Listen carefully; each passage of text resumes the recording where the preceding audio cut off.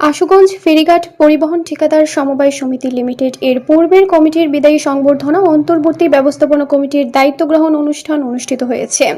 30 জুলাই বৃহস্পতিবার দুপুরে উৎসবমুখর পরিবেশে পুরাতন ফেরিঘাটে বিদায় ও দায়িত্ব গ্রহণ অনুষ্ঠান অনুষ্ঠিত হয়।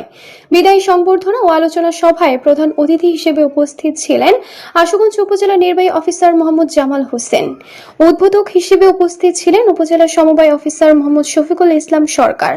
বিশেষ অতিথি হিসেবে উপস্থিত ছিলেন আশুগঞ্জ থানার officer in charge AKM Shafiqul Alam Chowdhury.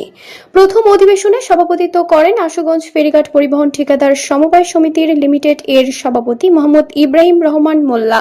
দ্বিতীয় অধিবেশনে অন্তর্বর্তী ব্যবস্থাপনা কমিটির দায়িত্ব গ্রহণ করেন ব্যবস্থাপনা কমিটির সভাপতি রফিকুল ইসলাম, সদস্য 1 মেহেদী হাসান স্বপন, সদস্য 2 হাজী মোহাম্মদ আনিসুর রহমান ফারুক।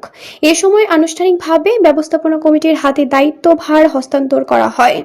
অনুষ্ঠানে আমন্ত্রিত অতিথি হিসেবে উপস্থিত ছিলেন জেলা বিএনপির সহসভাপতি হাজী মোহাম্মদ জাকির হোসেন, শিল্প বণিক সমিতির সভাপতি গোলাম হোসেন ইবটি, আশুগঞ্জ উপজেলা বিএনপির সাধারণ সম্পাদক হাবিবুর রহমান হাবিব, উপজেলা যুবদলের আহ্বায়ক আলমগীর খাঁ, বিশিষ্ট ব্যবসায়ী শাহজাদা সাজু, নাসির মুন্সি, হাজী জহিরুল হক সহ উপজেলার বিভিন্ন দপ্তরের কর্মকর্তা ও ফেরিঘাট এলাকার বিশিষ্ট ব্যবসায়ী এবং পরিবহন ঠিকাদার সমবায় সমিতি লিমিটেড এর সদস্যবৃন্দ। এ সময় পরিবহন ঠিকাদার সমবায় সমিতির লিমিটেড এর পক্ষ থেকে আমন্ত্রিত অতিথিগণকে সম্মাননা স্মারক প্রদান করা হয়। সভায় বক্তারা বলেন, পরিবহন ঠিকাদার সমবায় সমিতি লিমিটেড একটি গুরুত্বপূর্ণ প্রতিষ্ঠান, যাদের মাধ্যমে দেশের বিভিন্ন স্থানে কোটি কোটি টাকার পণ্য পরিবহন করা হয়।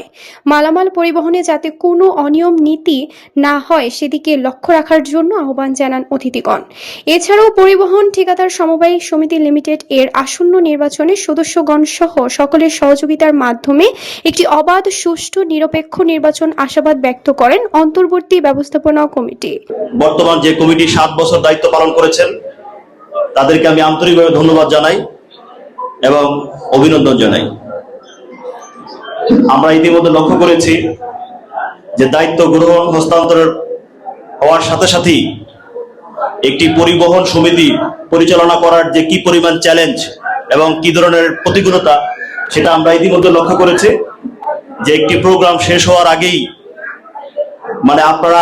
আপনাদেরকে উঠে চলে যাচ্ছে, সামনে থেকে বিভিন্ন জনের খাবার নিয়ে ব্যস্ত হয়ে যাচ্ছে।